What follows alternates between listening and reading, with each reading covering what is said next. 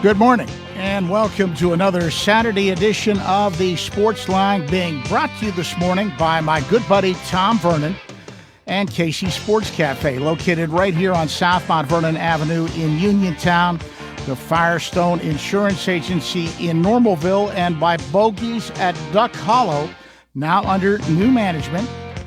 And come on out, enjoy some fine dining. Phone 724-439-2150, located at 374 Duck Hollow Road in Uniontown. George Von Benko with you on a pleasant Saturday morning. It's going to warm up a little bit. Nice to get out of the frigid temperatures. I know you'll be taking advantage of the warmer weather and be out and about, but I do hope you'll pick up the phone, give us a call today on the sports line, because two-way sports talk is the lifeblood of any sports talk show. Love to hear from you on a variety of subjects. All you have to do is call the WVU Medicine Uniontown Hospital talk line. That number is 724-438-4593. Once again, 724-438-4593. Turning our attention to the scoreboard. In WPIAL playoff boys basketball, Class 4A first round action. Bell Vernon Leopards down Burrell 60-45. Central Valley over Highlands 50-44. It was Deer Lakes 57, Derry area 46. Elizabeth Forward Warriors beat Avonworth 83-60, and Hopewell over Greensburg Salem 74-47. In girls playoff basketball, Class 3A first round, Avonworth 42, Elwood City Riverside 32.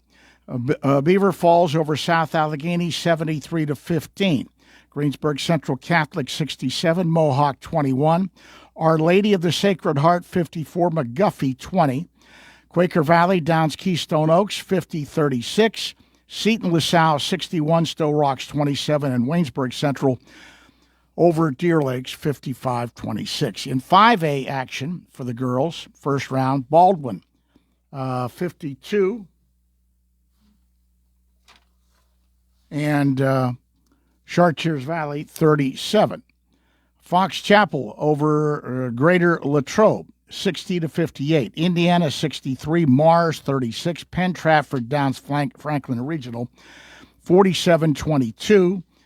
Peters Township 56, Plum 46. South Fayette over Kiski 78-19. Thomas Jefferson 65, Penn Hills 26, and West Allegheny beats Trinity by a score of 50-48. Turning our attention to the rest of the scoreboard, the National Basketball Association is off for their All-Star Weekend.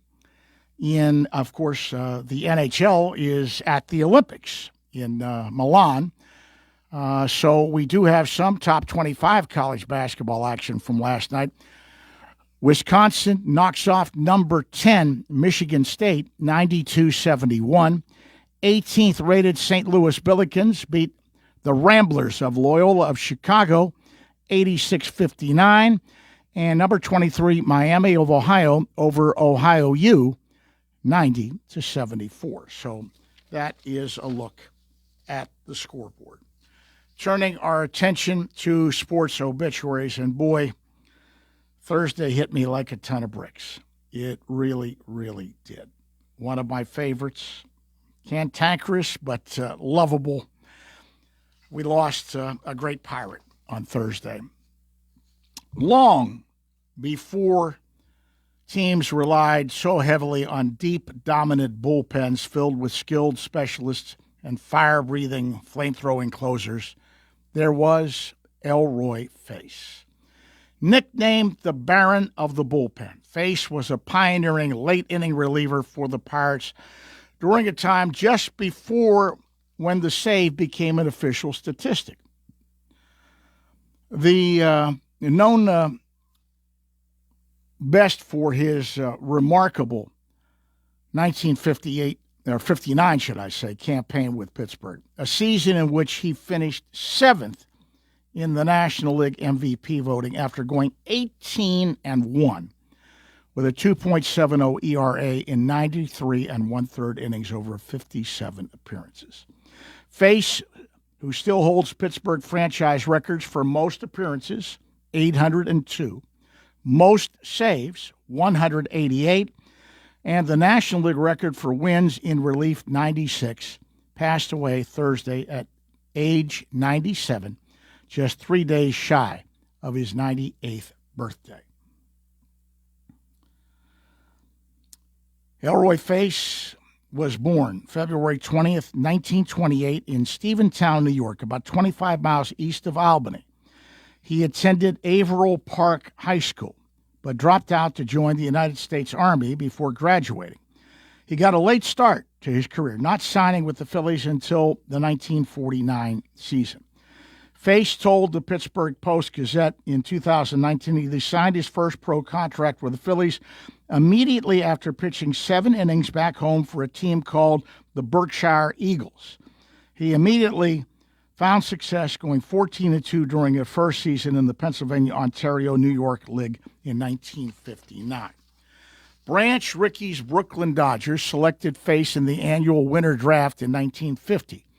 2 years later, Rickey drafted Face once again for the Pirates. The right-hander went on to spend 15 years with Pittsburgh, setting records and serving as sort of a prototype for the modern closer during his time there. After debuting with the Pirates in 1953, Face was sent back to the minors in 54 to learn another pitch. He wound up adopting the forkball, an unpredictable off-speed offering that was inspired by former Yankees reliever Joe Page during his attempted comeback with the Pirates. Face wasn't the first pitcher to throw a forkball, but he is credited with making it popular. Face was quoted as saying, "I threw a forkball. A lot of guys are throwing a split finger now." He told the Post-Gazette in 2019, "They asked me one time, what's the difference? I said about $1 million. Face began his career as a starting pitcher, but changed in his first few years with the Pirates. He became a major league leading. He made a major league leading 68 appearances with only 3 starts for manager Bobby Bragan's 1956 Bucks. He started just once more in July of 1957 before moving to the bullpen full-time when manager Danny Murtaugh took over for Bragan. Every other appearance the rest of Face's career came in relief. And he was a force during the Pirates' march to the 1960 World Series championship, a season and series more obviously defined by Bill Mazeroski's walk-off home run in Game 7 at Forbes Field. Face went 10-8 with 24 saves, a 2.90 ERA in 114 2/3 innings during the regular season, leading the National League in games with 68, the majors in games finished with 61. In the Fall Classic, Face saved games 1, 4, and 5, also appeared in Game 7, giving up 4 runs in 3 innings behind starter Vernon Law. But he was replaced by a pinch hitter in the 8th inning when the Pirates rallied for 5 runs to take the lead. That left Bob Friend and Harvey Haddix to pitch the 9th when the Yankees tied it up before Mazeroski's historic homer. Well into his 90s, Face would say he was most proud of being the first pitcher to save 3 games in a World Series. His winning streak from 1958-59 and being part of a championship team. After retiring as a pitcher, Face turned his off-season job as a carpenter into full-time work, eventually moving to North Versailles Township in Allegheny County, southeast of Pittsburgh. He spent 15 years on the Hall of Fame ballot, but never received much support, peaking at 18.9% of the vote in 1987. In 2023, though, he was inducted into the Pirates Hall of Fame alongside Bob Friend, Dick Groat, and Kent DeCalvi. Elroy Face passing away at age 97, the Baron of the Bullpen. And one other baseball death to pass along. I missed this. It happened a couple weeks back. Terrence Gore, longtime Major League Baseball player, best known for his speed with the Kansas City Royals, passed away at age 34. Gore played 8 seasons in the majors, carved out a rare role as a late-game runner. He appeared in 112 regular season games, but he only had 85 plate appearances. His first career hit did not come until 2018. Even so, Gore made an impact, stealing 48 bases in 58 attempts, including key steals during postseason runs. Gore debuted with the Royals in 2014, stealing a base in his first appearance. He became part of Kansas City's playoff teams and helped the club win the 2015 World Series, later earned World Series rings with the Dodgers in 2020 and the Braves in 2021. Terrence Gore passing away at the age of 34. So that is a look at our obituaries. We're going to open up our phone lines. We'll take a break first, and then we'll go to the phone lines. If you'd like to join us this morning, call the WVU Medicine Uniontown Hospital talk line, 724-438-4593. Back with more in a jiffy. Looking for a dentist? Dr. Michael George and Dr. Ashley Parker of George Dental Associates, a Uniontown staple, has over 40 years' experience treating patients of all ages. Their caring, professional team of dentists and their staff offer a full range of dental services, including restorative, preventative, pediatric, cosmetic, and so much more. Visit georgedentalassociates.com today.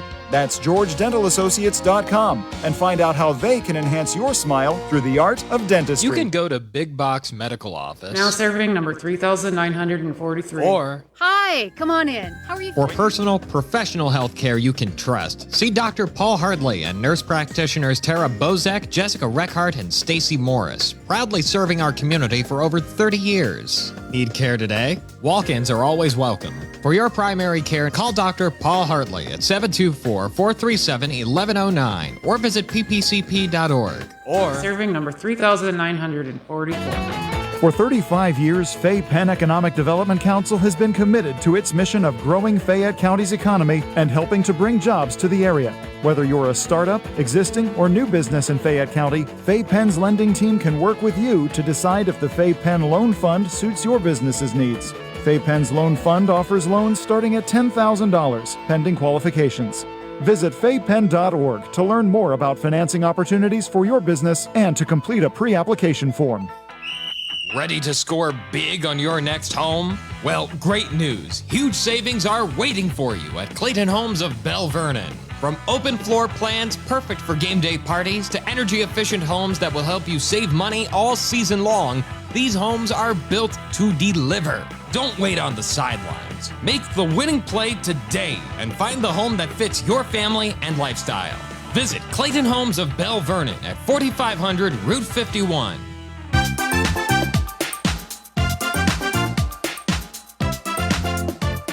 Hi everyone, this is Kelly Clark with Autoland Hyundai in downtown Uniontown.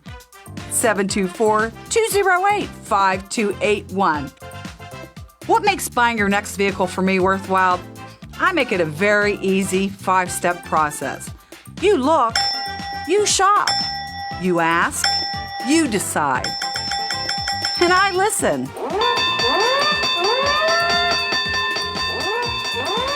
Kelly Clark, Autoland Hyundai, 724-208-5281. 724-208-5281. Kelly Clark, Autoland Hyundai. I'll make you a good deal.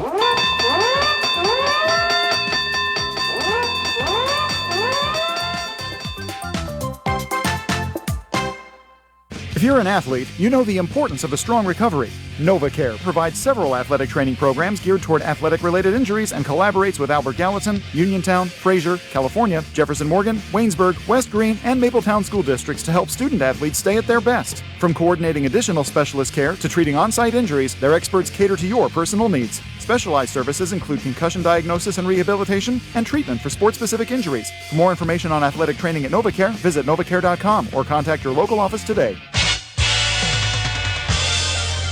WNBS.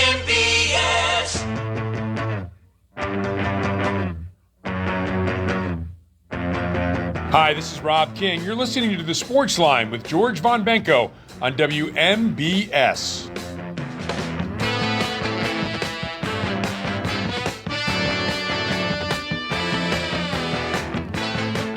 And welcome back to the Sports Line on this Saturday morning. Programming note, we haven't talked any hockey for quite a while.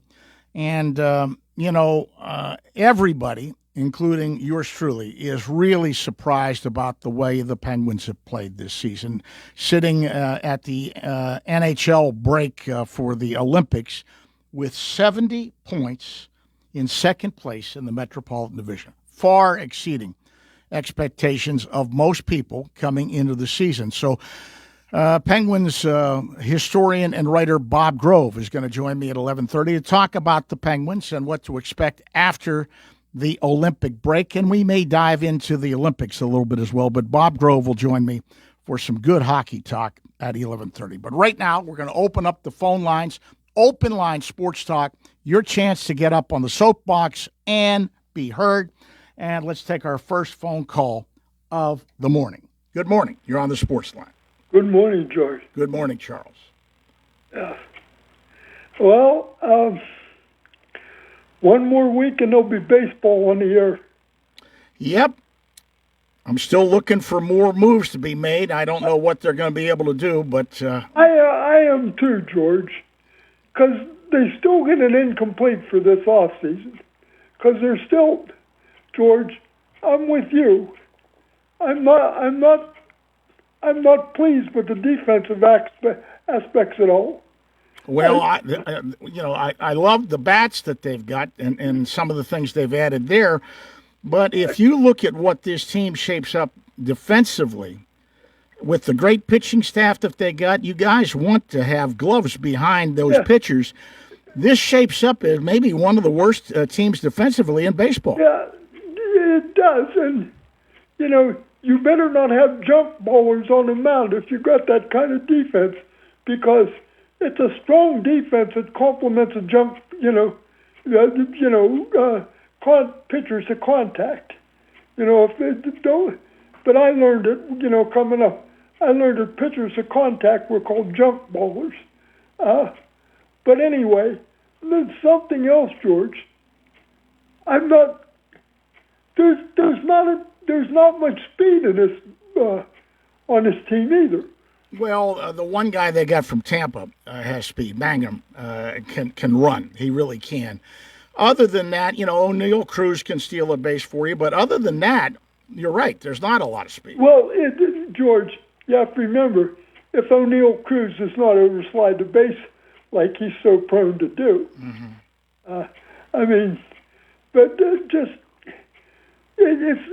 it's not, granted, yes, I'm pleased that their hitting is better, that at least the national people are talking about them being in the playoff chase. But this is by no means a refined team, by no means a balanced team, because, right now, what their batting order reminds me of, remember the old Minnesota Twins with Harmon Killebrew and Bob Allison and Don Mitra? Those guys hit the ball out of the ballpark, but they were as slow as molasses in January. And they're just, but the big thing is, George, I'm with you. There's the defense is just, that. Well, and complicating things, yes. They got a bat in Ozuna, and you hope he bounces back, although the bat is slowed down a little bit. But he can't play in the field. He's a DH. And that just means they got to move pieces around. And you're going to have to put O'Hearn in the outfield more than you wanted to. And he's not a good defensive outfielder. And you're going to have to put Lowe in the outfield, and he's not a good defensive outfielder. George, I can't say it any better than you just did. You know, when you got so many guys out of position like that, your defense is going to suffer. And their pitching better strike out a lot of hitters, George. That's all I can say. Because most of the time you're going to have to hold your breath when the ball is put in play. Well, I knew you were going to call in and talk about the Pirates, but we do have to mention, and I'm sure you were going to bring it up, Thursday was an awfully bad day because we lost an all-time great bucko on Thursday. The Baron of the bullpen. Well, Elroy Face. Yeah. He wasn't my favorite, but he still saved a lot of games. It was a factor, you know. But well, he saved 3 games in the 1960 he World Series. did. Yeah. But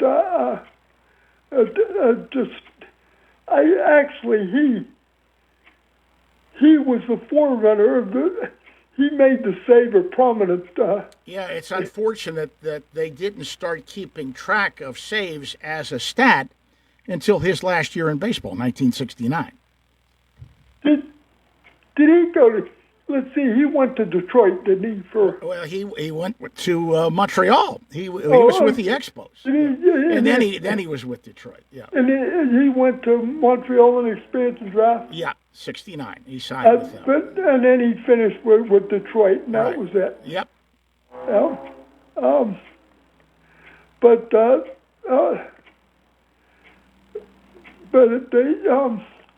And then came back and lived in Pittsburgh for the rest of his life and was a carpenter. I know that. Yeah.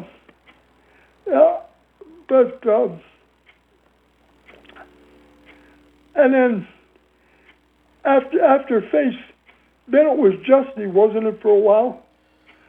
Well, they went through some different guys. Remember Pete Nicholson was in that role for a little bit, and some other. Then they finally hit on Justy, who was an outstander, and we just lost Justy not too long ago. Yeah. George, do you remember when Alvin O'Neill McBean was the? I certainly do. I remember another guy that had a brief little flash in the pan too. A guy named Chuck Hartenstein. Yeah, they called him Pinocchio. But remember, Al McBean was the guy. I think you remember this, County Stadium in Milwaukee. He's on the mound. McBean's on the mound. And number 44 for the Braves come up to the plate. And Dick Rote walks into the mound to talk to McBean. And McBean says, "Who is that kook up the plate?" It's Hank Aaron. I remember the gunner always said when he came into the game, he never missed a chance to do it. Alvin O'Neill McBean. Yeah. Just like, when the Pirates were playing the Dodgers, Vince Scully always said, Wilbur Dornell Stargell. Right.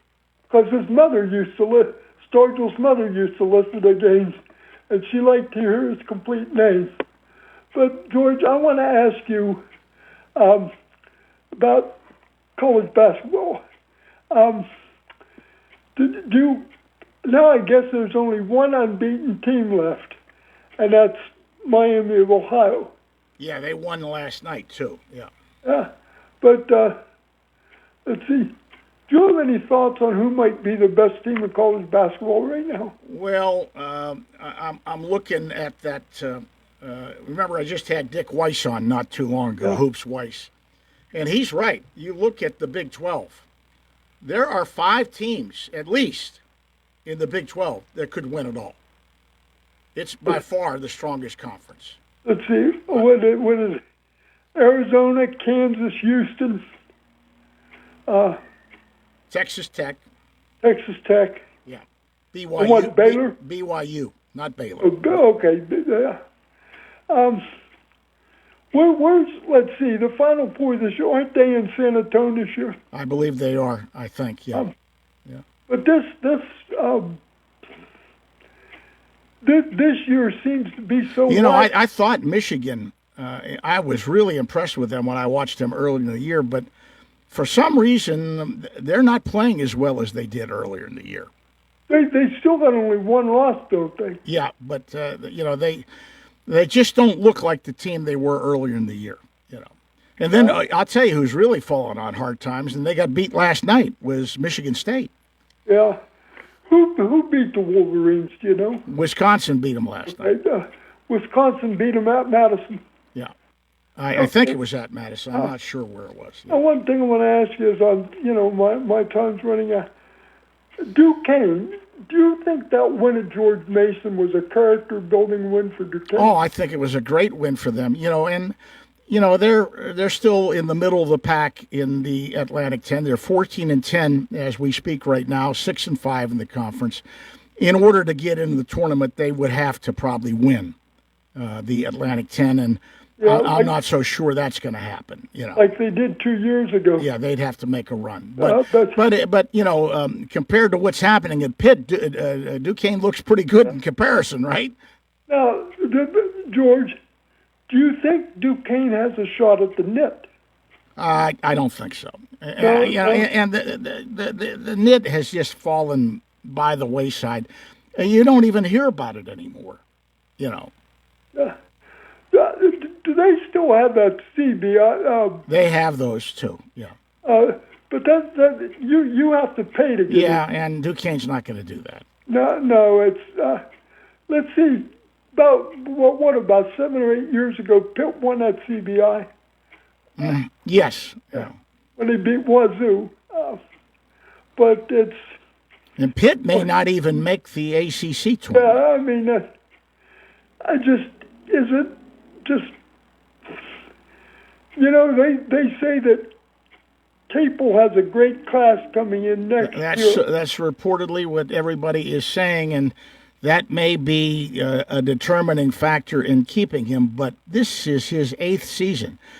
And, you know, I like Jeff personally, but that comment he made recently after a loss where he said we just don't have the right players. We don't have enough players. Who put the team together, Jeff? Yeah, he's the one that recruited him. Right. Yeah. And when you say something like that, you throw a shovel of dirt on yourself. Yeah, and you know, I mean, he has a name and a reputation because let's see, he was on Krzyzewski's. Wasn't he head coach at Sooners for a while too? He was, and they had some problems out there recruiting wise, and a little bit of a scandal when he left Oklahoma. Yeah.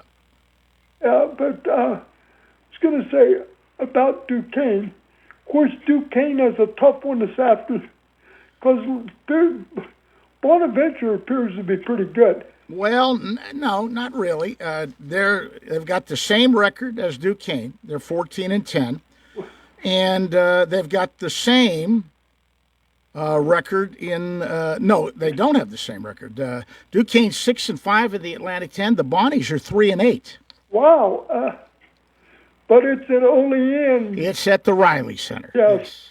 I remember. Yeah, and I'm sure you do. I remember those great games between those two played at the auditorium in Buffalo. Mm-hmm. Yeah.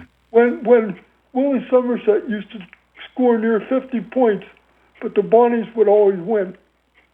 Well, the Bonnies were pretty good back in those days, too. Oh, yeah, and, hey, Duquesne was pretty good.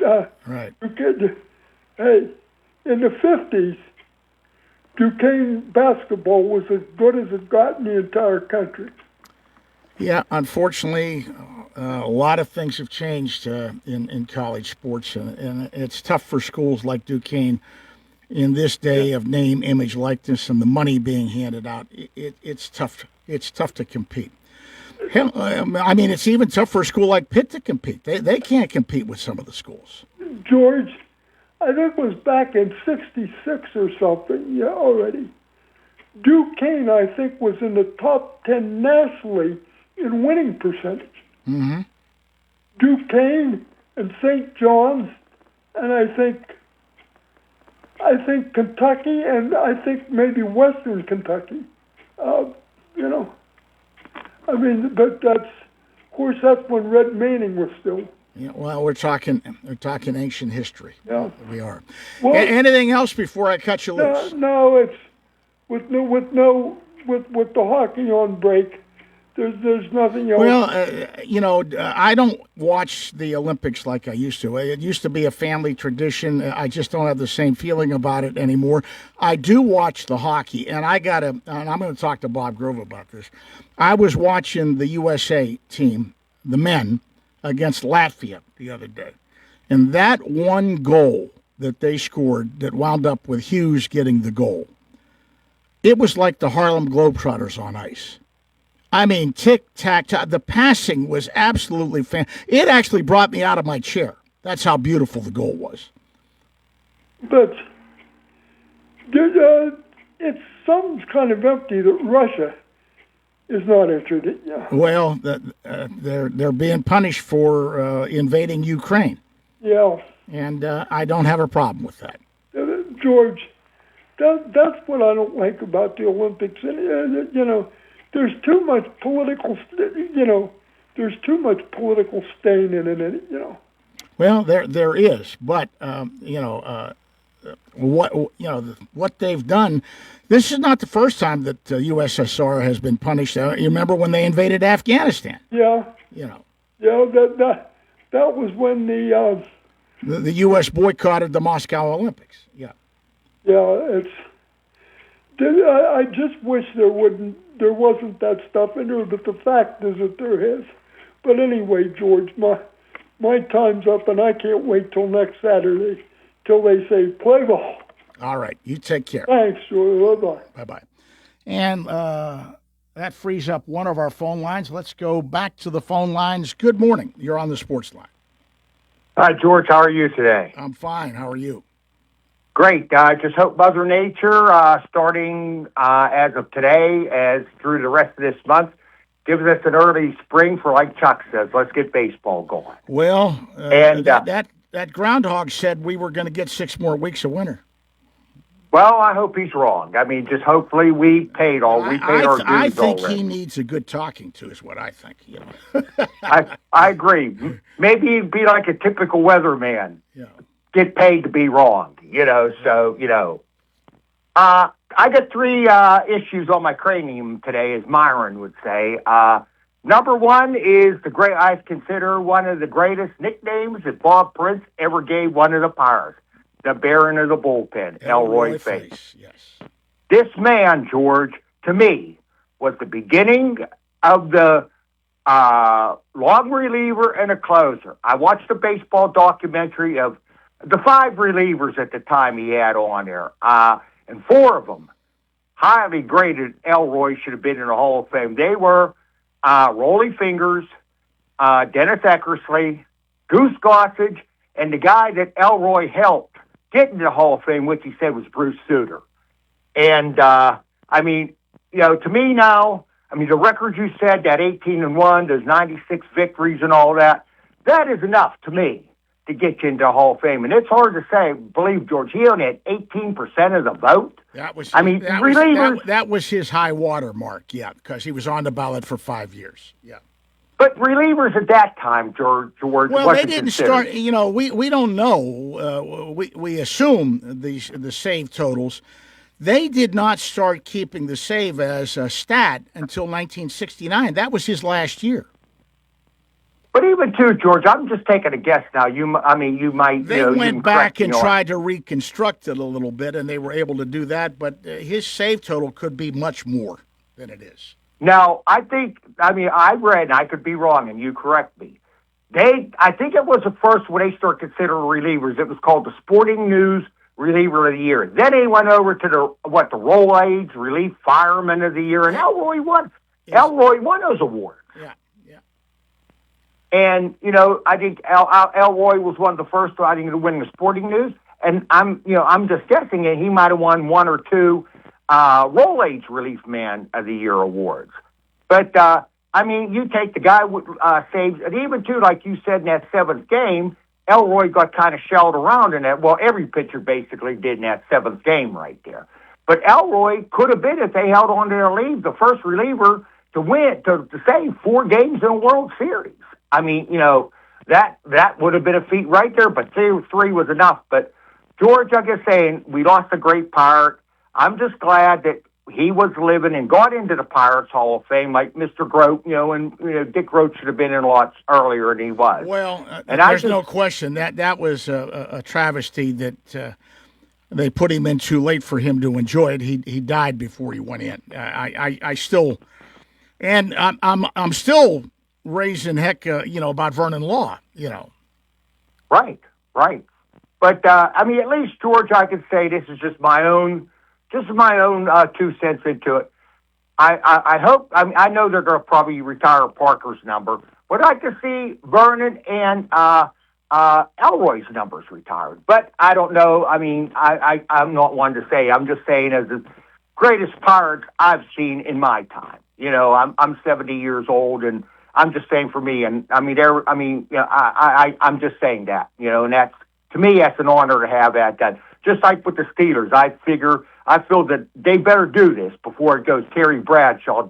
I hope they retire his number, before something happens to him, Right. Well, George, my second subject is, you and Chuck were talking about the Pirates. Connor Griffin got to be in that starting lineup this year. He's going to maybe have some hard times in that, but okay, what they said he's been doing so far, just in batting practice he's been cracking the heck out of the ball. I would like to see it, but they are going to err, as they always do, on the side of caution. He's only played a little bit in AAA, very little. They're going to want to get him into AAA before they turn that over, unless he has a spectacular spring and forces their hand. That's the only way he'll be in this starting lineup. But I'm predicting now that I think this kid is capable enough, because in spring training, you ain't seen the best pitchers. You could have a 600 batting average in spring training, then you come up north, you're seeing different. Maybe the first month of the season. That's why they're going to give him the seasoning at AAA.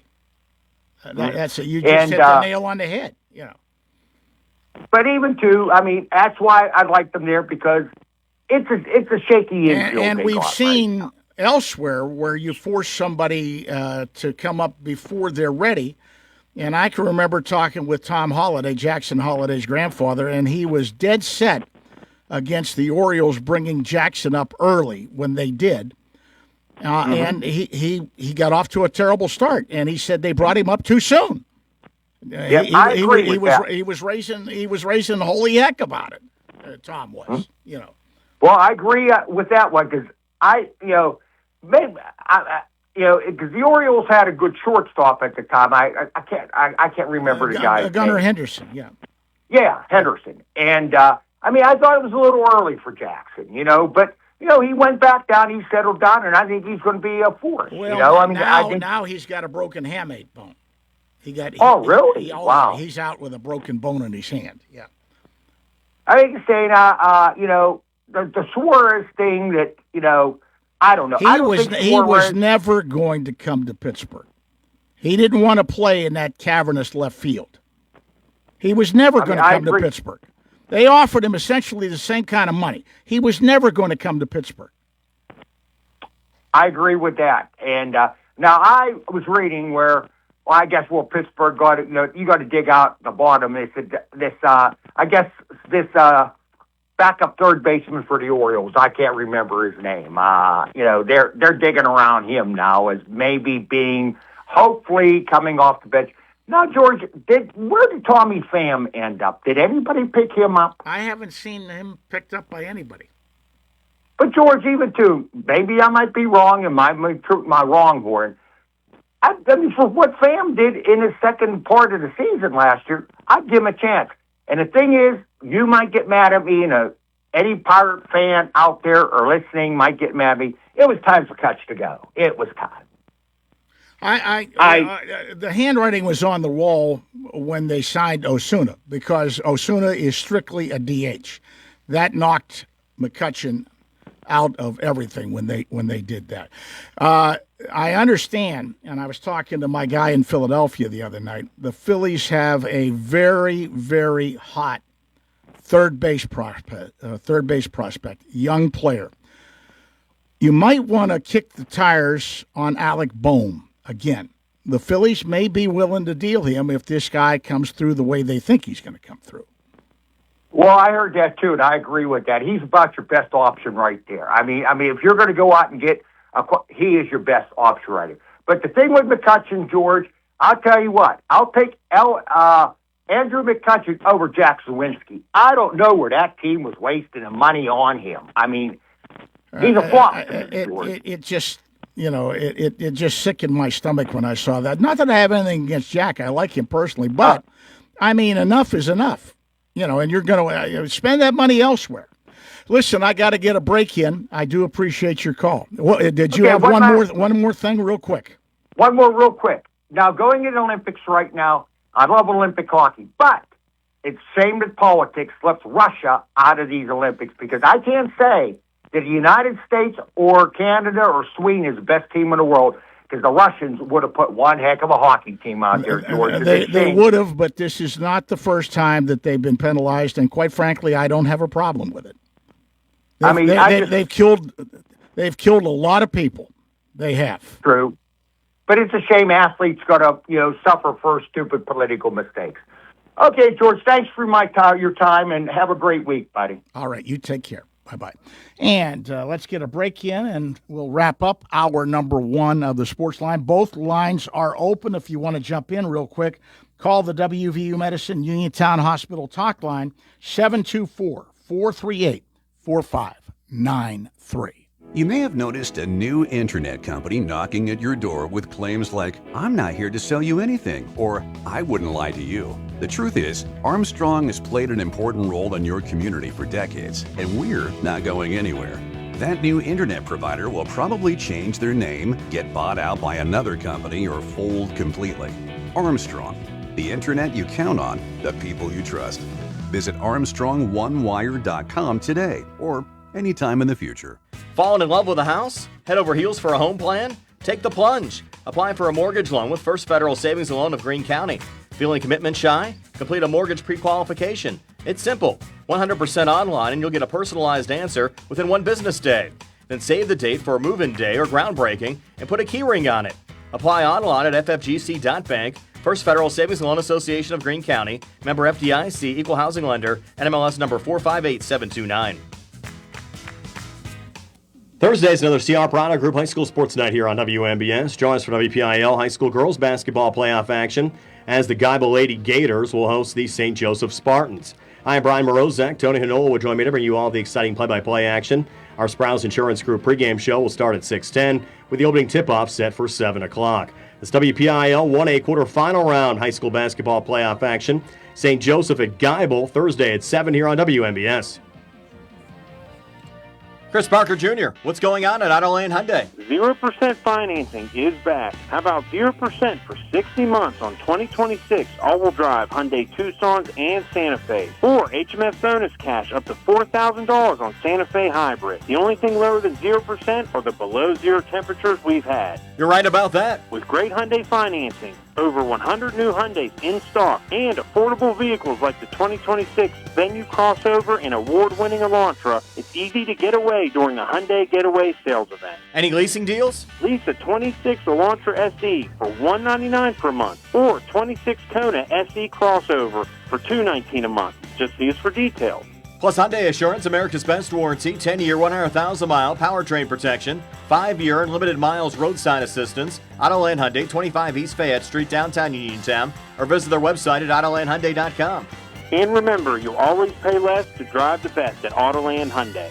Laurel Highlands Wealth Advisory Group of Janie Montgomery Scott in Uniontown is a proud sponsor of Sportsline. When you work with Janie, it's about going beyond investing. It's about connecting your life and your finances in a way that makes sense for you. The team partners with you through each stage of life to help you set and reach your financial goals. To learn more about the Laurel Highlands Wealth Advisory Group at Janie, be sure to check out their website at www.lhwag.com. Laurel Highlands Wealth Advisory Group of Janie Montgomery Scott, LLC, member FINRA, NYSE, SIPC. Casey. Casey Sports Cafe, located at 243 South Mount Vernon Avenue in Uniontown and owned by the Vernon family, wants you to know they have new hours. Monday and Friday from 7 to 3, Tuesday, Wednesday, Thursday 7 to 7, and Saturday and Sunday 7 to 2. Come on into Casey's and check out their new menu ideas and entrees. They can also cater your next event. Whether it's breakfast, lunch, or dinner, Casey's is the place to eat.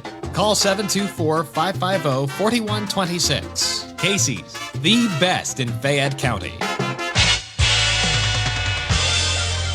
WMBS. This is Pittsburgh Steelers Hall of Famer Coach Dick LeBeau. You're listening to the Sportsline with George Von Benko on WMBS.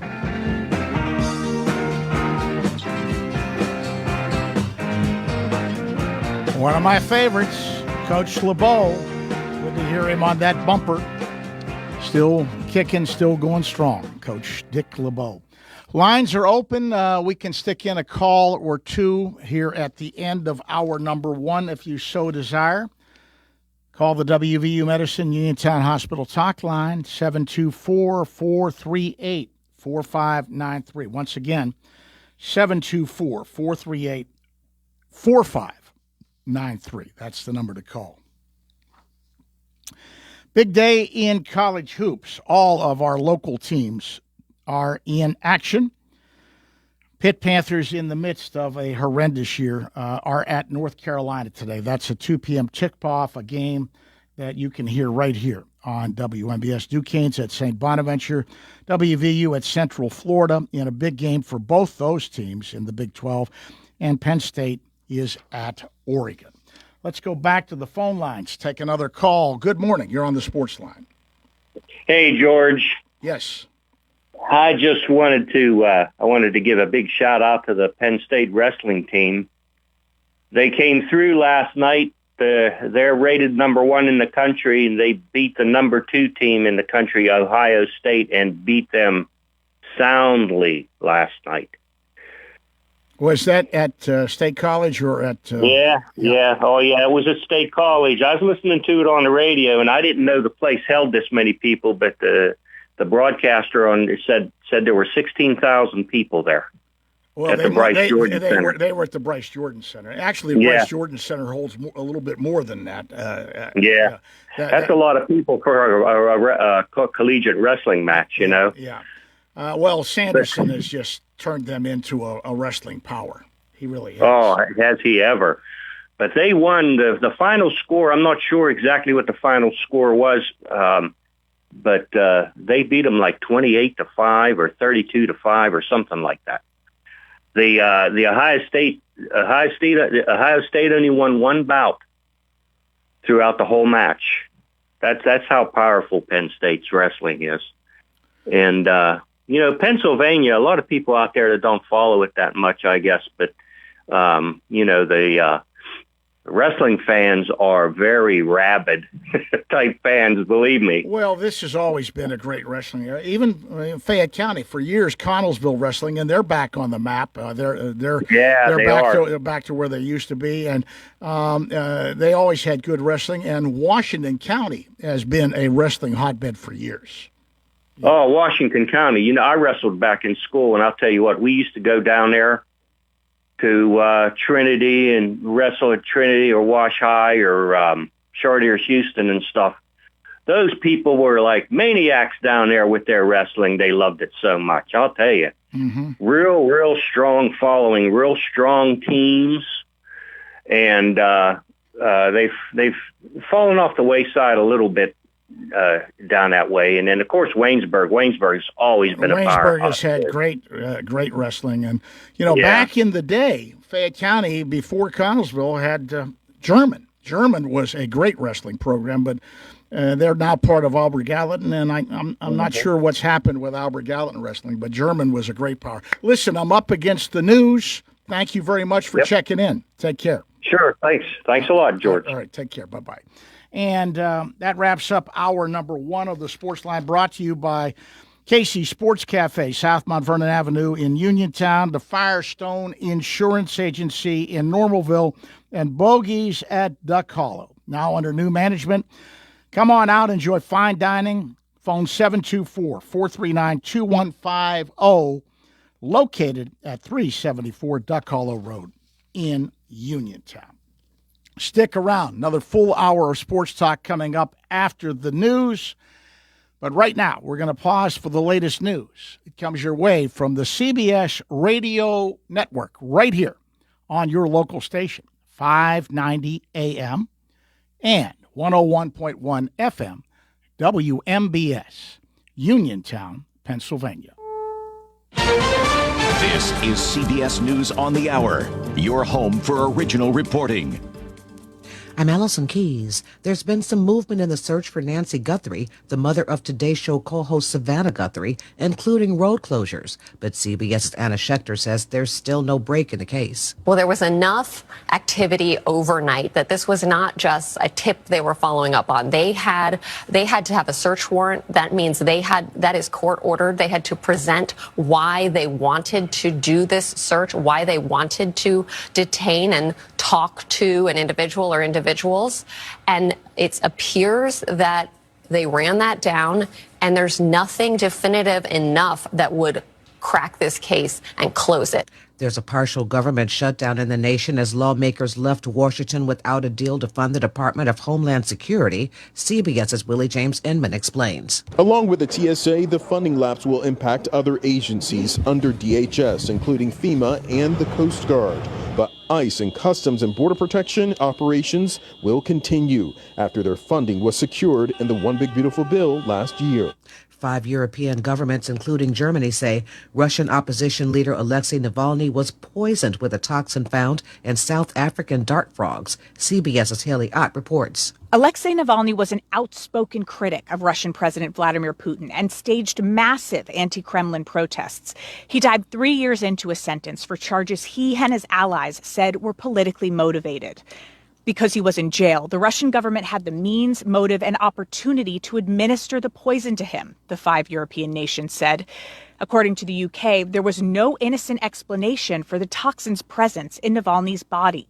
Back in the U.S., the White House has released some Valentine's Day cards with teeth. CBS's Michael Wallace. One card features an image of a shackled and blindfolded Venezuelan President Nicolas Maduro and says, "You captured my heart." Another shows a map of Greenland with a heart around it and says, "It's time we define our relationship." A card sure to irritate Democrats features a photo of Maryland Senator Chris Van Hollen meeting with mistakenly deported immigrant Kilmar Abrego Garcia in El Salvador. It says, "My love for you is as strong as Democrats' love for illegal aliens." Michael Wallace, CBS News.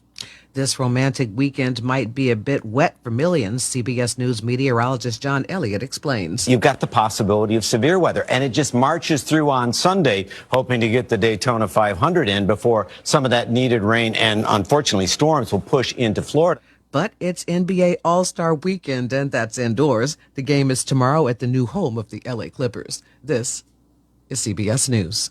I want to know what's going on in the world. I'm Tony. There are big questions that all of us are asking. I want to get you the answers. How are you? I'm Tony DeCopel. Join me on the CBS Evening News. Route 21 Furniture. Take the road to your perfect home. Sleep well tonight. Try out a new mattress from Route 21 Furniture with a large selection of mattresses, all sizes and comfort levels, with great prices, free local delivery and setup, and financing options. Route 21 Furniture. Open weekdays 9 to 5, Saturday 10 to 5, Sunday noon to 4. 724-737-2222 or Route21Furniture.com. Route 21 Furniture. Take the road to your perfect home.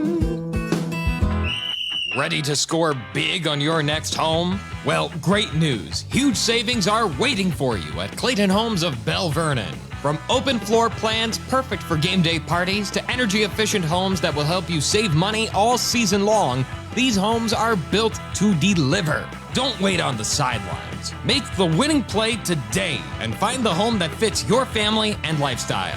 Visit Clayton Homes of Bell Vernon at 4500 Route 51.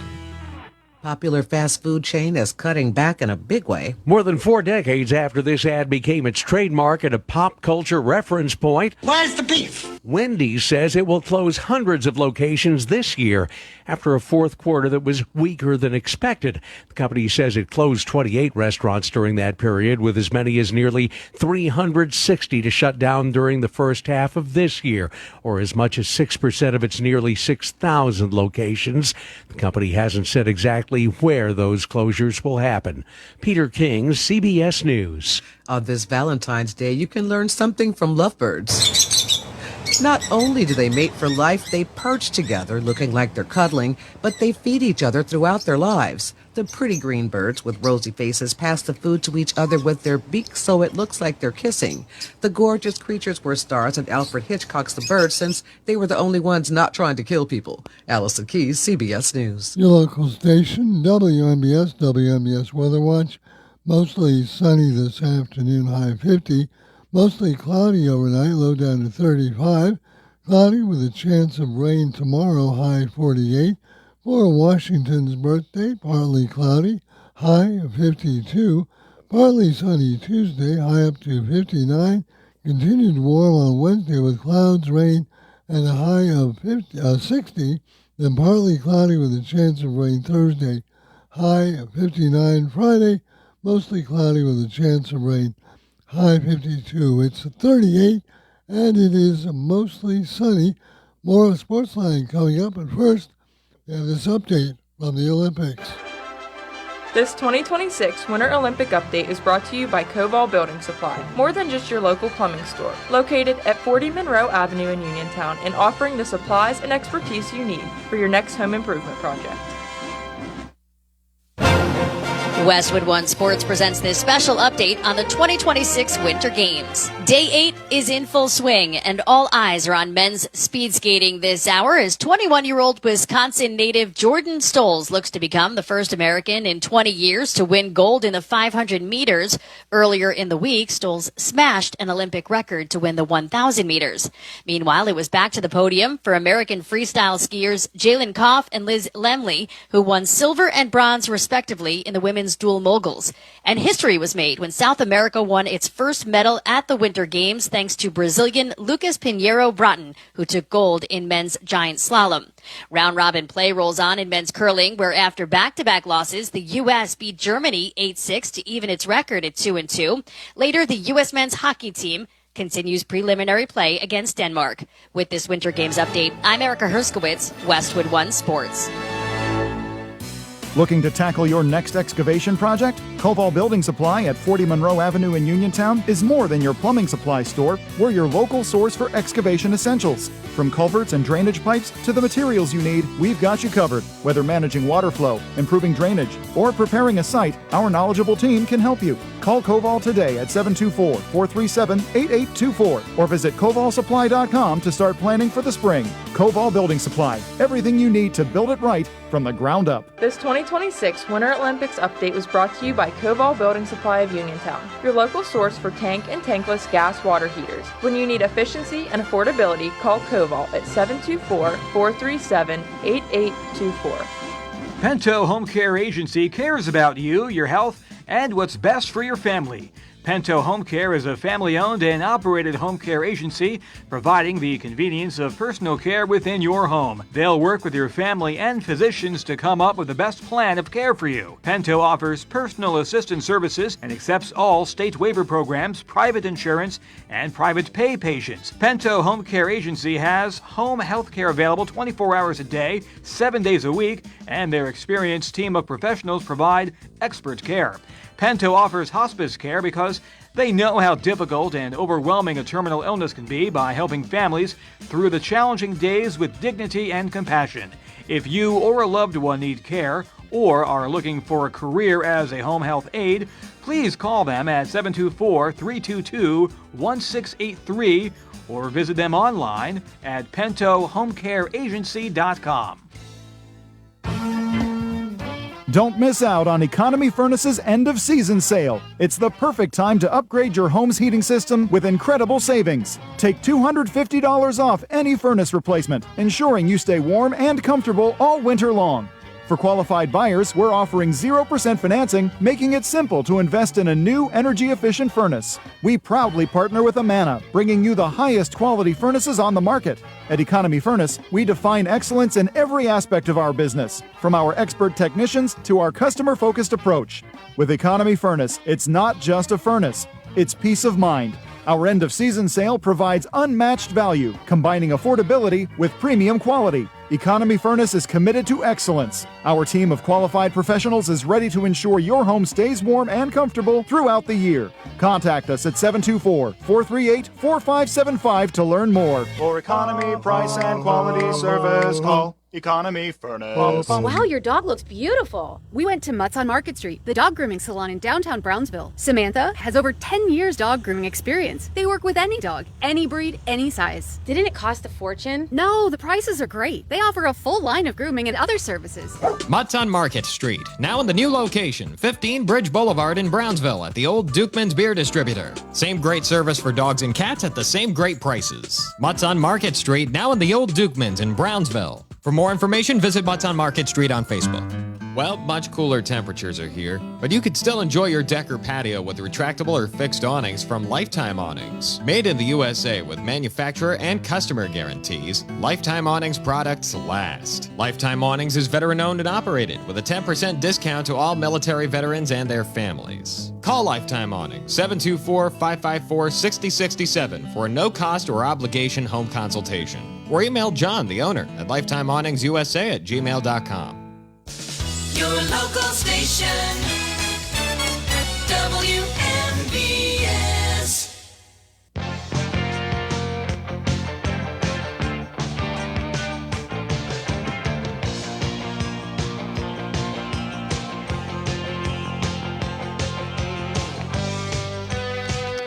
Welcome back on board for hour number 2 of the Sportsline, being brought to you this morning by my good friend Tom Vernon and Casey Sports Cafe, located right here on South Mount Vernon Avenue in Uniontown, the Firestone Insurance Agency in Normalville, and by Bogies at Duck Hollow, now under new management.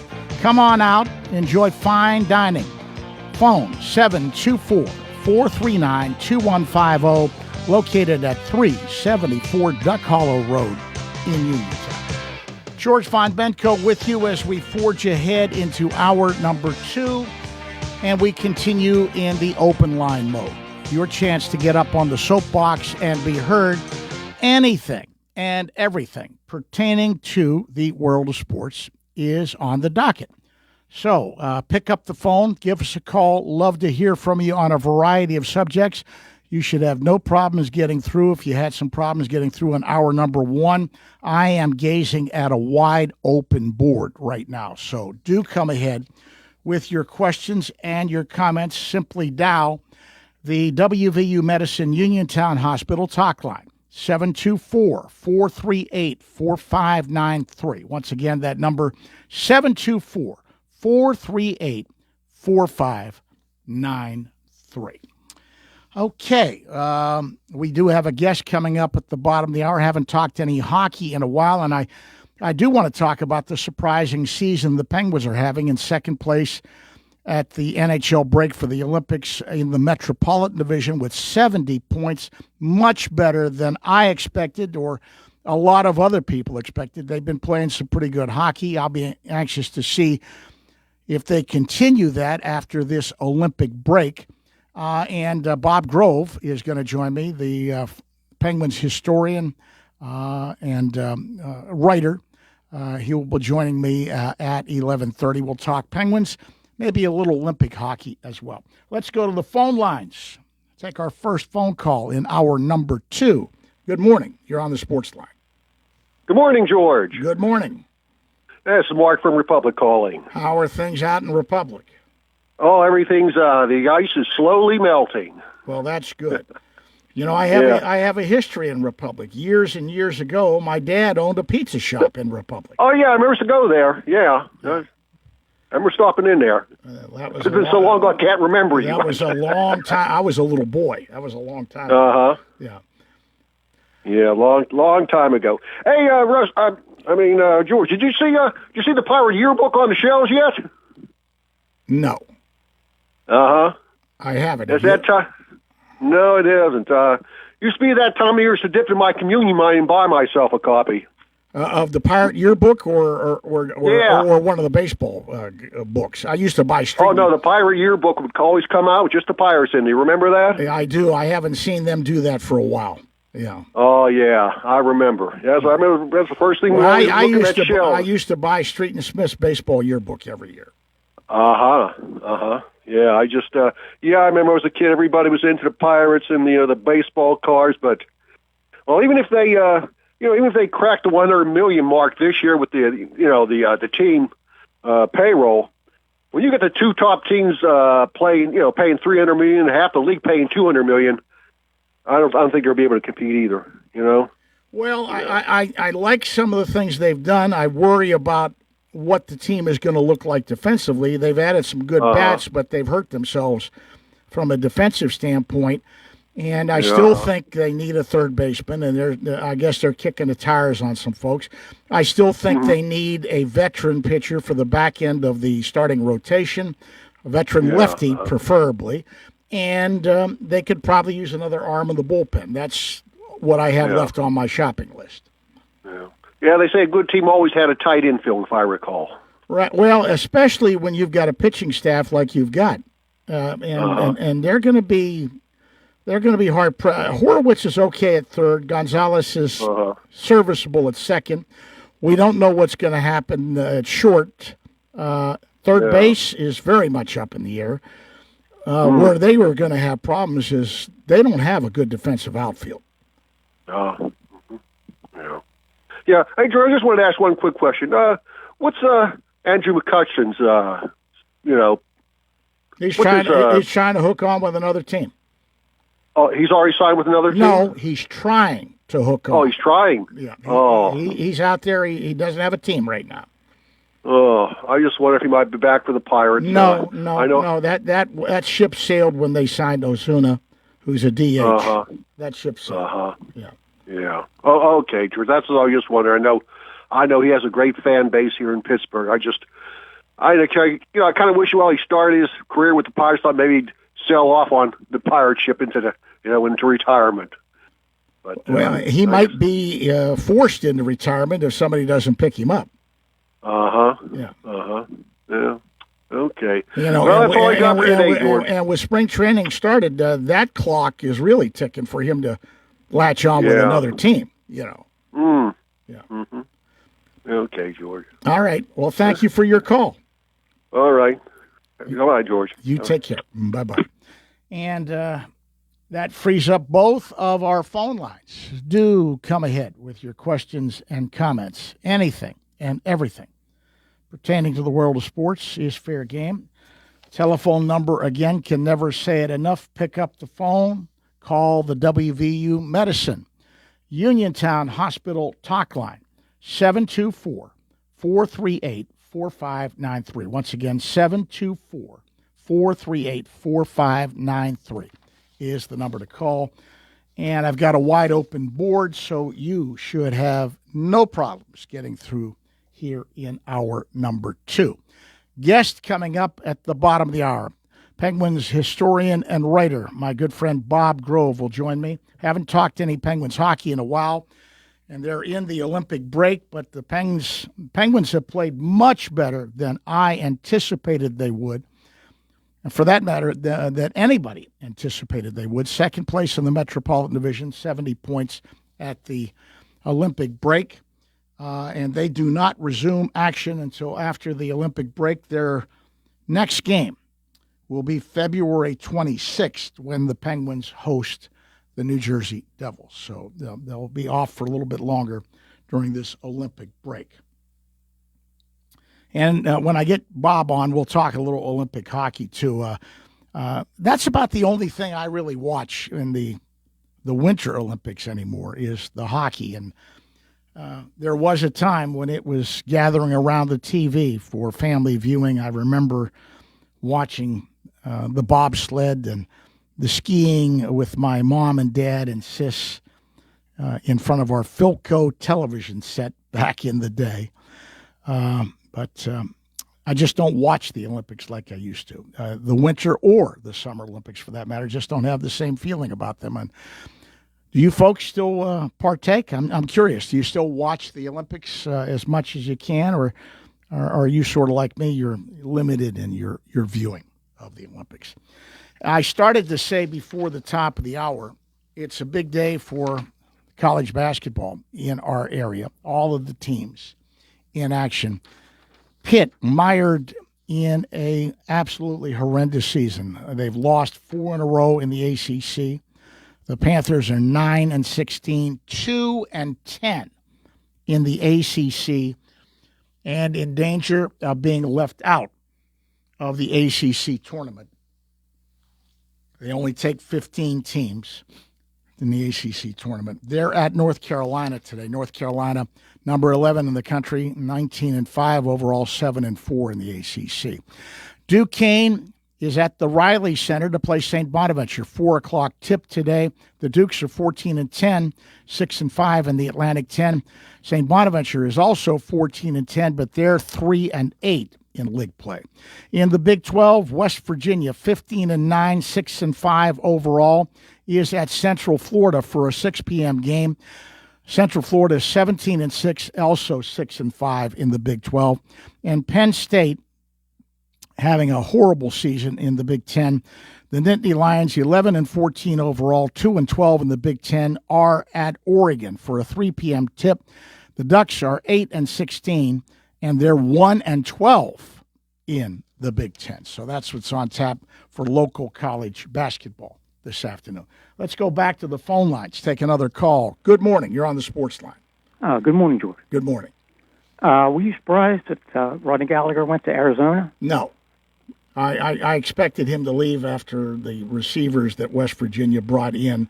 I thought it might be Virginia Tech because of his relationship with James Franklin. But from what I understand, he got a really good name, image, likeness deal at Arizona. He's already out there.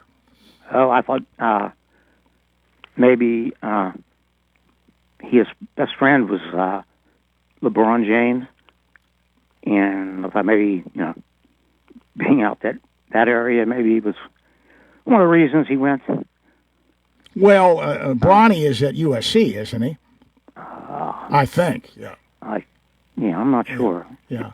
But I thought he might consider a local school, but I knew it wasn't going to be Pitt. He didn't have the best relationship with Narduzzi when he was recruited. Penn State was out of the question because Franklin had left, but Franklin went to Virginia. I really thought Virginia Tech was going to be a destination spot, but didn't turn out that way. Yeah, I thought it was either there or Duke. Well, he was interested in Duke as well, but I guess they really knocked him over with what they offered him at Arizona as far as the name, image, likeness money. I'm glad I went to school to appreciate his talents. Yeah. Another thing, what do you think about rugby coming to Pittsburgh? Don't have a feeling. I don't have a feeling about it one way or the other. I've never been a big rugby fan, so I really don't know whether that would catch on or not. I will say this: the Riverhounds have done a great job with soccer in Pittsburgh. Yeah, they have done a tremendous job. Yeah, I just wonder, in rugby, you see these players, they don't wear any equipment. They're in shorts, no helmets. It can be brutal. There's no question. Yeah. Yeah, I mean, those guys, and they don't seem to ever get, what little bit, I get to watch or seen them, not a whole lot, but I've never seen anybody get hurt, or, and these guys are out, sort of no protection. And right. Well, as I said, that's a sport that I don't really watch, and I don't have a lot of interest in, so I really couldn't comment on it, whether they're going to have any sort of effect. Why, have you heard something about rugby coming to Pittsburgh? Yeah, I just heard on the news, I think last night, on the Sports News, that they already have a game scheduled. I don't know. So it's just going to be a game in Pittsburgh? It's not a team coming here? Yeah, sort of like football going over to, out of the country. Right. But I didn't know if you I hadn't heard that. Had any feelings one way or the other about rugby. Not really. It might catch on. I don't know. But anything else? About all. Oh, and I think with Connor Griffin, I think it would be best for him to start a trip away. Well, I really think that's what's going to happen. He played very little, and I think they're gonna err on the side of caution with him, unless, as I said, and you can get fooled by spring training. How many times have we been fooled before? Oh, yeah. I don't buy into spring training numbers at all. I don't think it's a barometer for what kind of season you're going to have. He did go to spring training last year, right? He did, yeah. And he done pretty good. He did pretty good, but as I said, I don't believe that's an end all to whether you should make the club or not. Oh no. No, I think if they send him down just for a month or two, and then they can evaluate what Well, I think I think he could use that seasoning. I really do. Oh yeah. Yeah. I mean, he looks the part of a good player, and well, you don't want to push him too quickly like other teams. I mean, the Orioles, obviously, and Tom Holliday has been very vociferous about it, his grandfather. But the Orioles pushed Jackson Holliday too soon. Yeah. They did. Yeah. Yep. Didn't help him. Yeah. Did you say he had a broken hand? He's got a broken hamate bone in his hand. He was hit by a pitch. Oh. Well, that's about all I had, George. Okay. Thank you for the call. Enjoy talking to you. All Thank right. you. You take care. Have a good weekend. You too. Bye-bye. Bye-bye. And we're going to talk some hockey next with one of my favorites, Penguins writer and historian, Bob Grove, is up next here on the Sportsline. Let's get a break in, and we'll be back to talk with Bob Grove right after this here on 590 AM, 101.1 FM, WMBS, Uniontown, Pennsylvania.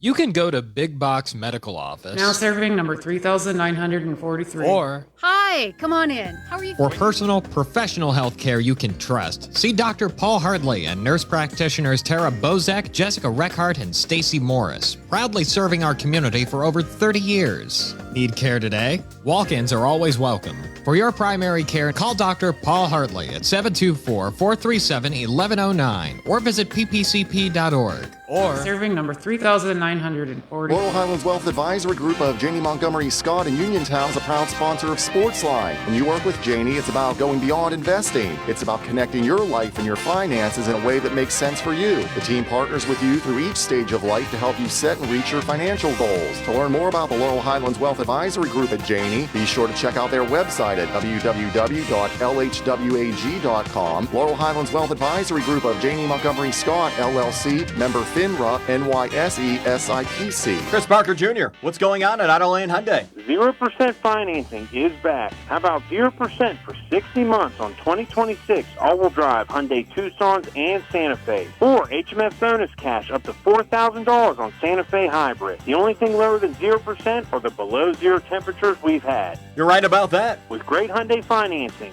over 100 new Hyundais in stock, and affordable vehicles like the 2026 Venue Crossover and award-winning Elantra, it's easy to get away during the Hyundai Getaway Sales Event. Any leasing deals? Lease a 26 Elantra SE for $199 per month, or 26 Kona SE Crossover for $219 a month. Just see us for details. Plus Hyundai Assurance, America's best warranty, 10-year, 100,000-mile powertrain protection, 5-year unlimited miles roadside assistance. Autoland Hyundai, 25 East Fayette Street, downtown Uniontown, or visit their website at AutolandHyundai.com. And remember, you'll always pay less to drive the best at Autoland Hyundai. NovaCare Rehabilitation in Uniontown is accessible for all of your recovery needs. New at NovaCare is pelvic floor physical therapy, a specialized program to treat patients with pelvic floor dysfunction related to bladder, bowel, sexual function, and pregnancy postpartum. These issues can affect both women and men and include urinary frequency, urgency and incontinence, pelvic pain, constipation, IBS, menopause, painful periods, and more. Call 724-437-0556 for an appointment in Uniontown. Personalize your care with NovaCare. In 1986, the Firestone Insurance Agency in Normalville was started with a promise to provide clients with truthful, friendly, and courteous service. It worked. With an expanded client base, the Firestone Insurance Agency's customers are now able to choose from over 20 well-known insurance companies. So whether it be auto, home, business, or life, Firestone has you covered, and the promise to provide truthful, friendly, and courteous service is still in place. As an independent insurance agency, the Firestone Insurance Agency works for you. They do the shopping for you to save you time and a bunch of needless phone calls. Because let's face it, no one loves to shop for insurance. Call the office at 724-455-3900 or visit firestoneinsurance.net. Can't make it to Normalville? Let the Firestone Insurance Agency bring service right to your kitchen table. The Firestone Insurance Agency, 724-455-3900 or firestoneinsurance.net. Doing what is right for the customer, finding the most affordable rates while making sure there are no coverage gaps so you are fully protected from the unforeseen. Are delinquent credit cards, medical bills, and personal loans stressing you out? Are you unable to catch up? Are the debt collection calls just too much? If yes, then call Zebley Law at 724-439-9200. Zebley Law provides free in-person consultations. Then, using our decades of experience, we recommend a plan for relief. Before hiring a debt relief company or an out-of-town bankruptcy firm, call the local law firm serving Fayette, Washington, and Greene counties since 2001. Call Zebley Law at 724-439-9200.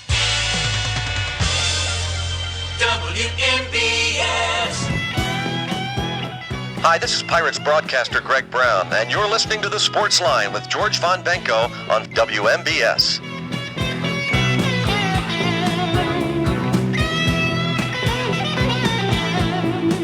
And welcome back to the Sportsline on this Saturday morning. We haven't talked hockey on the show in a long time, and of course the NHL is on its Olympic break. But I did want to talk some hockey. The Penguins playing much better than yours truly anticipated and a lot of other people anticipated. Second place in the Metropolitan Division was 70 points. They do not resume NHL action until February 26th when they host the New Jersey Devils. So we talk a little Penguins hockey, maybe a little Olympic hockey as well. And joining me, one of my favorites, Penguins historian and writer, Bob Grove. Bob, how are you, my friend?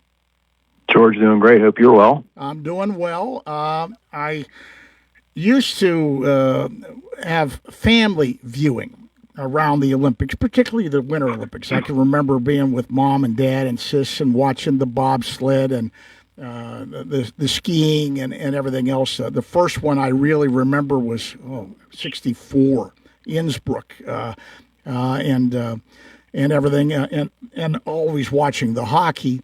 Now I don't watch nearly as much as I used to. I've sort of lost interest in the Olympic Games for both the Winter and the Summer Olympics. It's not must viewing like it used to be for me, but I do watch Olympic hockey, and we've gotten that tournament underway.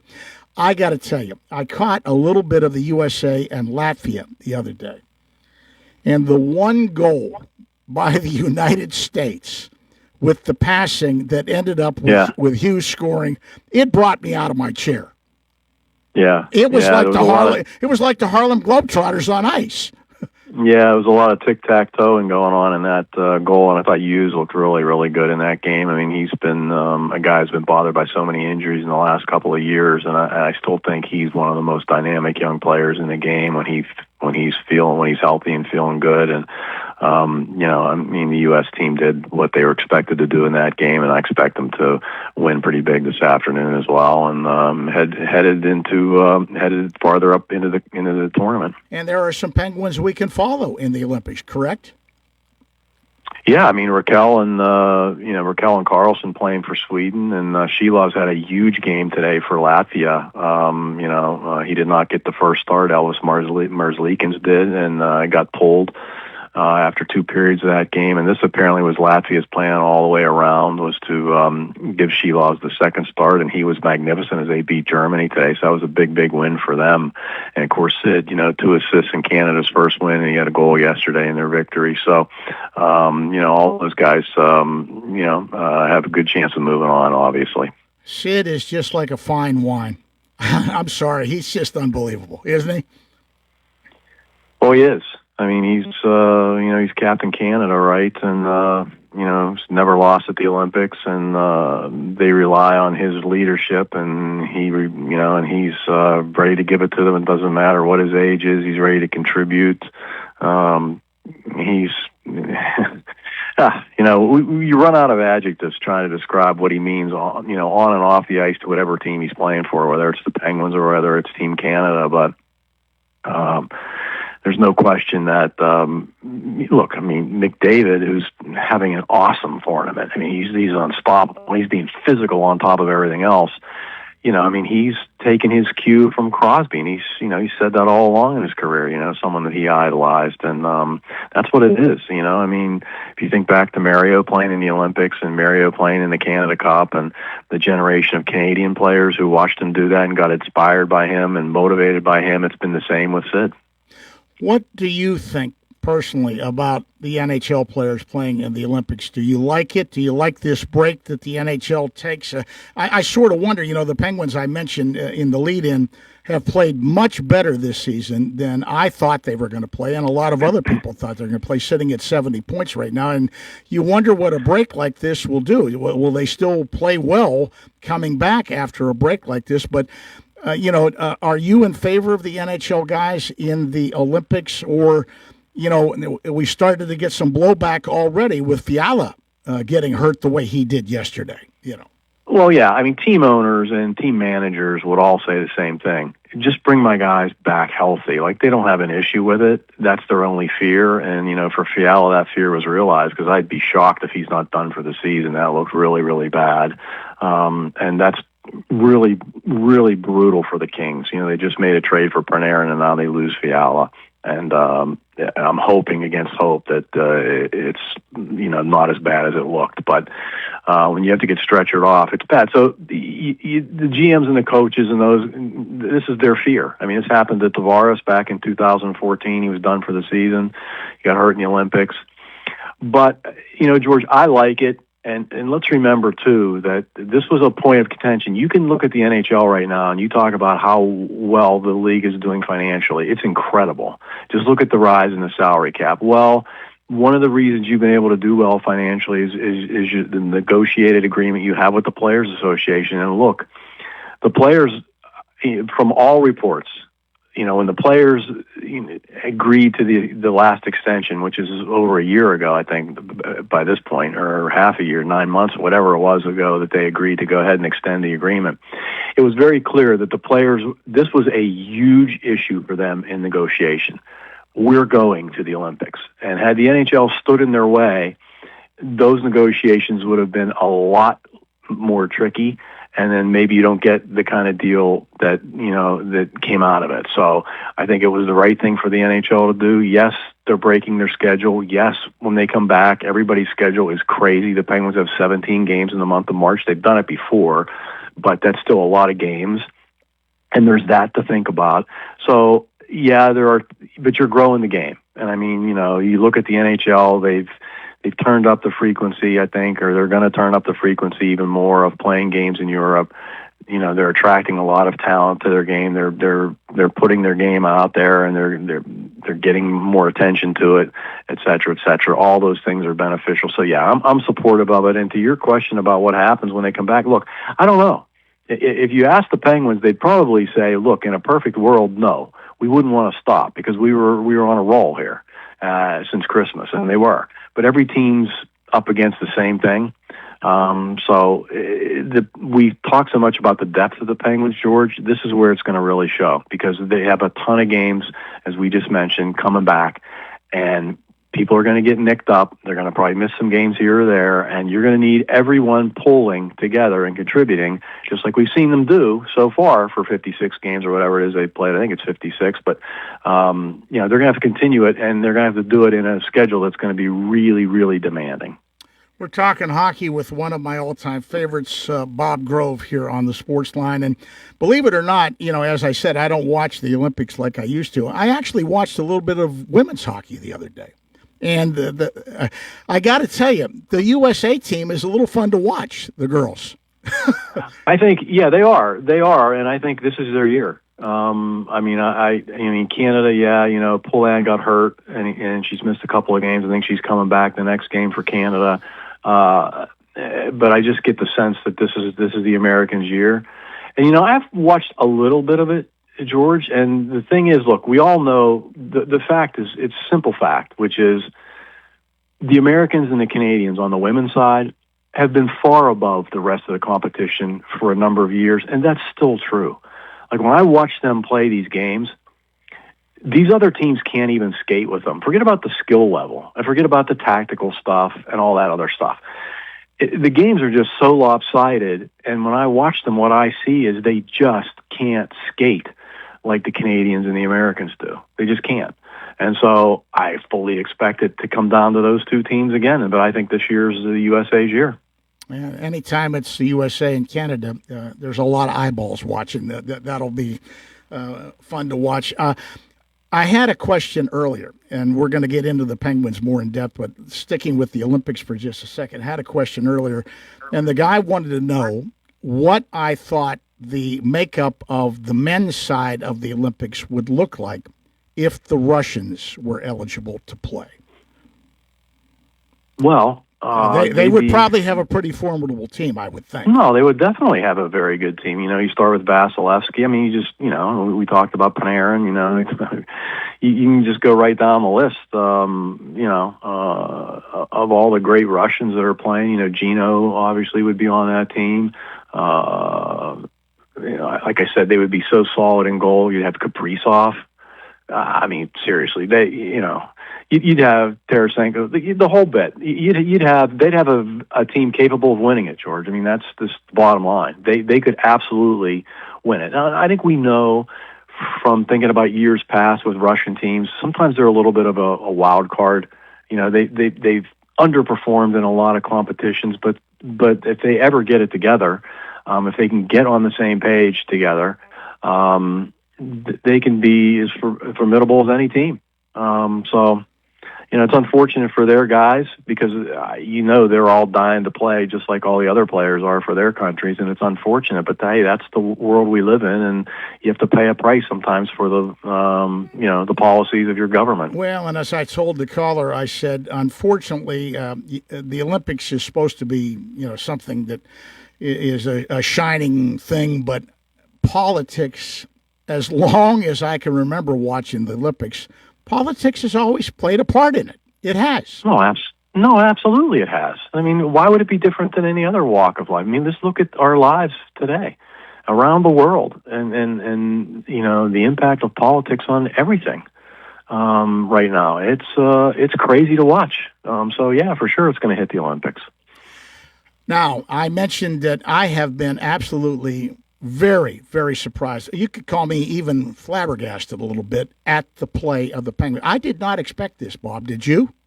No, nobody did, George. I mean, look, let's face it. When you go back to the beginning of last summer, people were talking about, and I hate this and I don't agree with this, but you had people saying you should just tank for McKenna.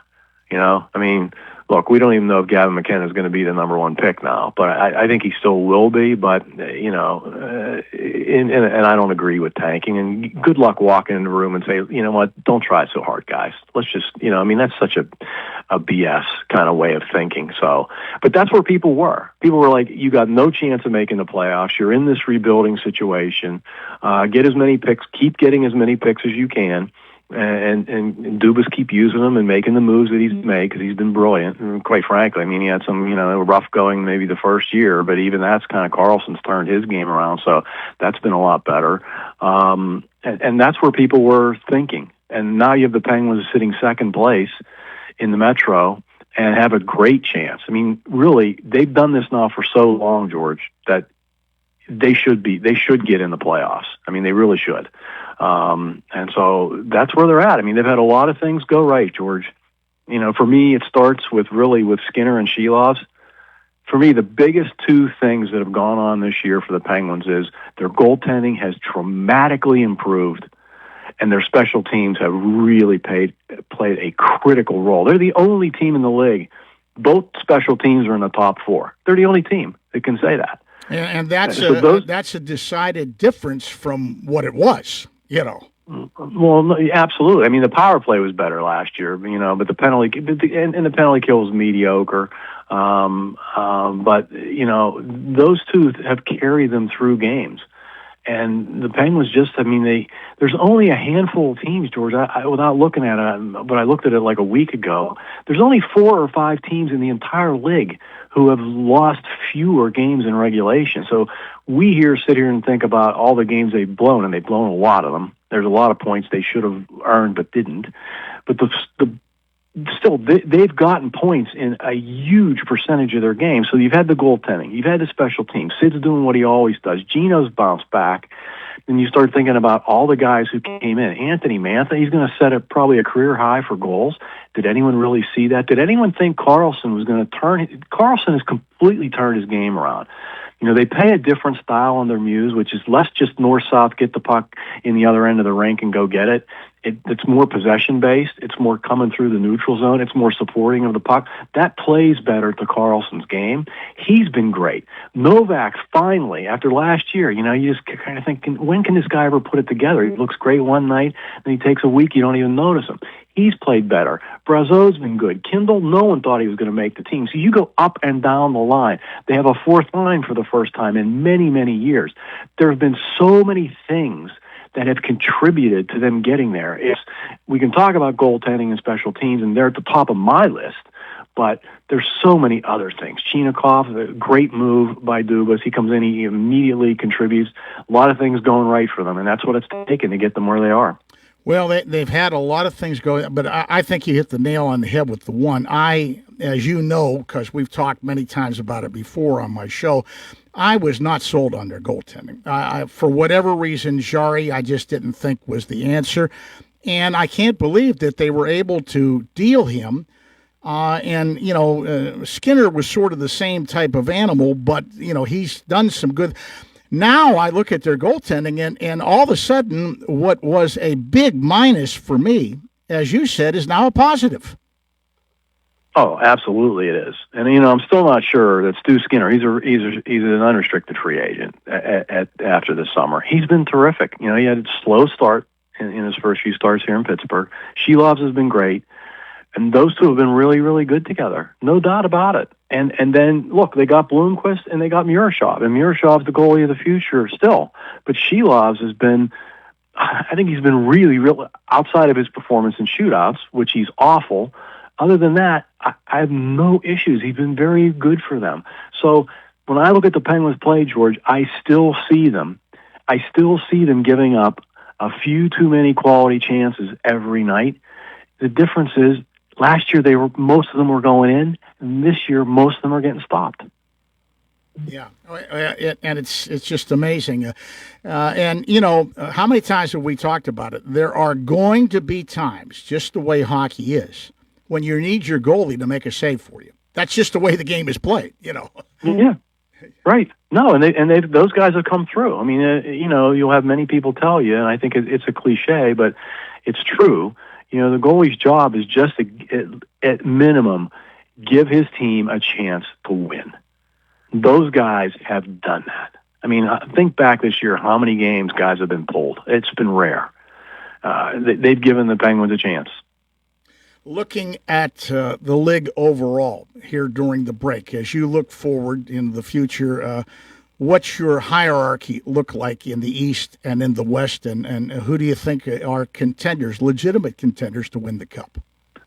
Well, look, Carolina's leading the Metro.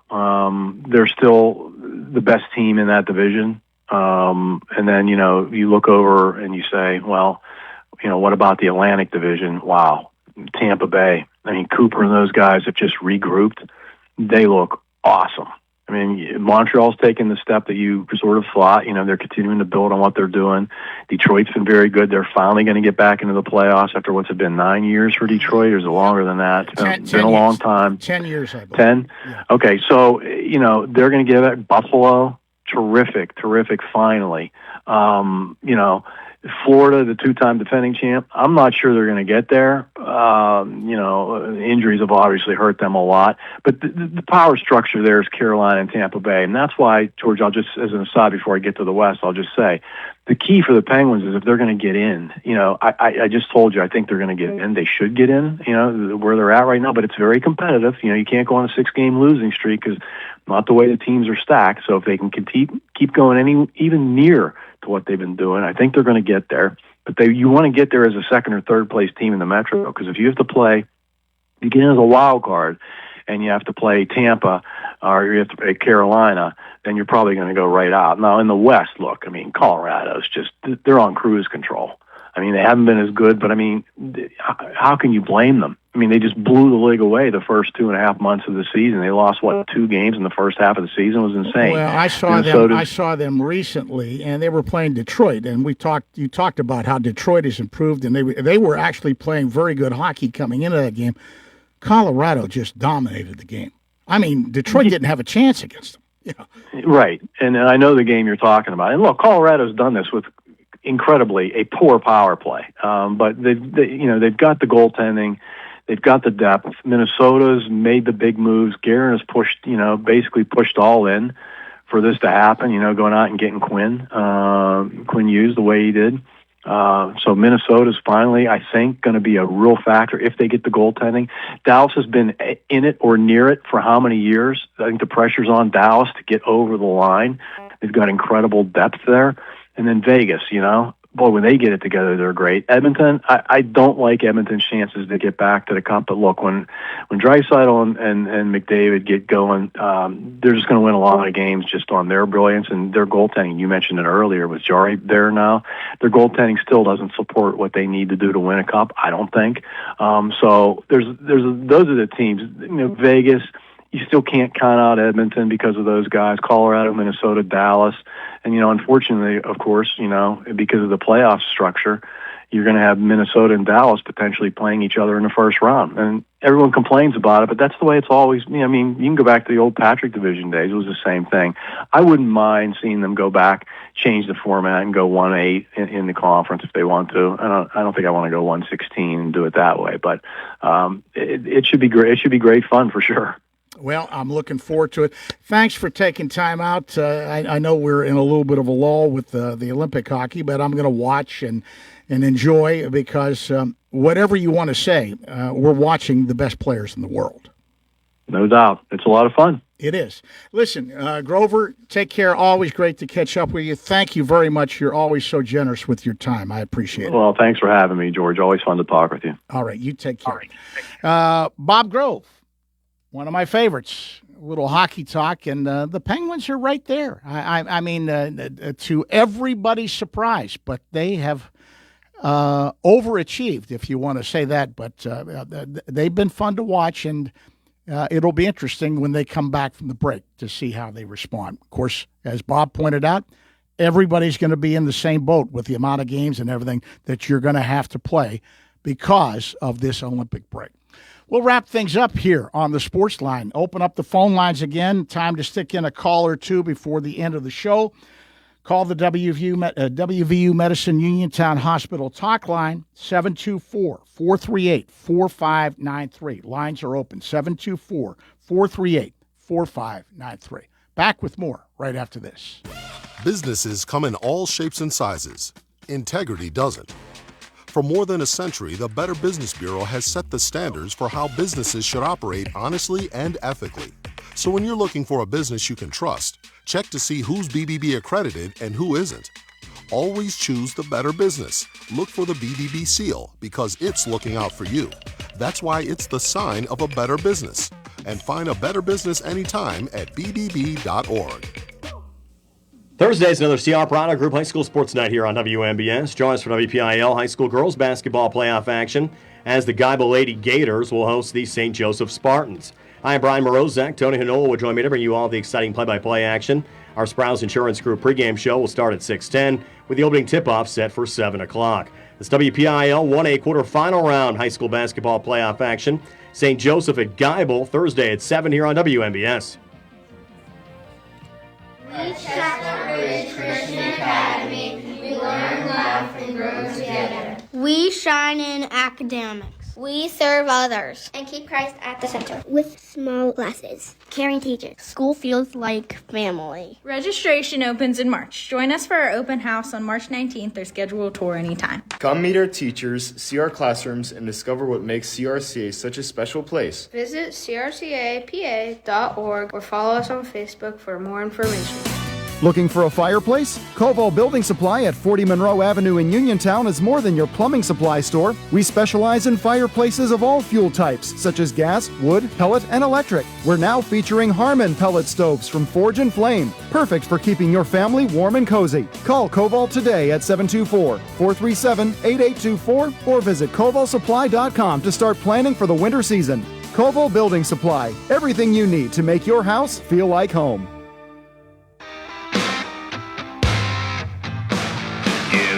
People I trust, it's the place I go. Home, warehouse, where a house becomes a home.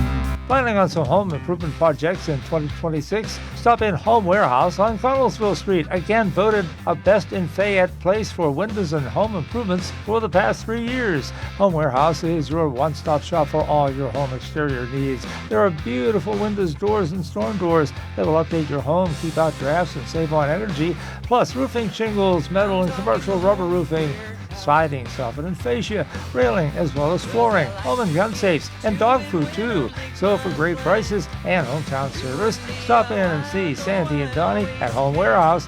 Open Monday through Friday from 8 to 4:30, Saturday 8 to 12 noon. Home, warehouse, where a house becomes a home.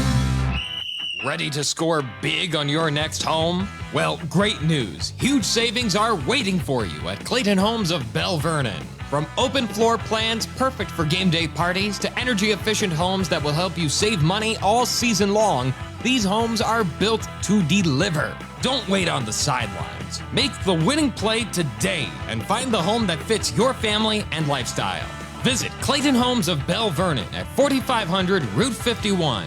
Casey's Sports Cafe, located at 243 South Mount Vernon Avenue in Uniontown and owned by the Vernon family, wants you to know they have new hours. Monday and Friday from 7 to 3, Tuesday, Wednesday, Thursday 7 to 7, and Saturday and Sunday 7 to 2. Come on into Casey's and check out their new menu ideas and entrees. They can also cater your next event. Whether it's breakfast, lunch, or dinner, Casey's is the place to eat. Call 724-550-4126. Casey's, the best in Fayette County. WMBS.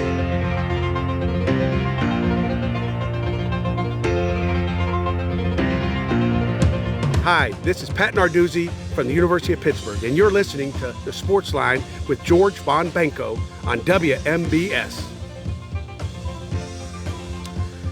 And welcome back to the Sportsline. Moving down the home stretch. Hope you enjoyed the hockey talk with Bob Grove, Penguins writer and historian. Always tremendous hockey talk. And Bob is just as surprised about the way the Penguins have played as I am.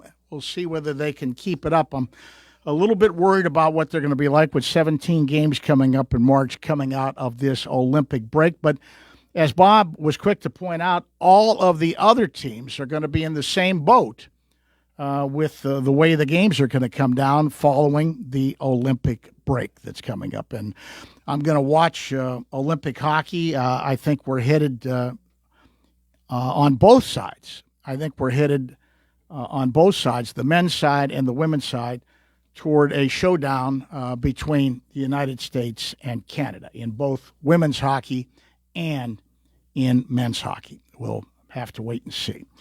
Once again, we've had some great phone calls. We can stick in maybe another call before the end of the show if you want to jump in.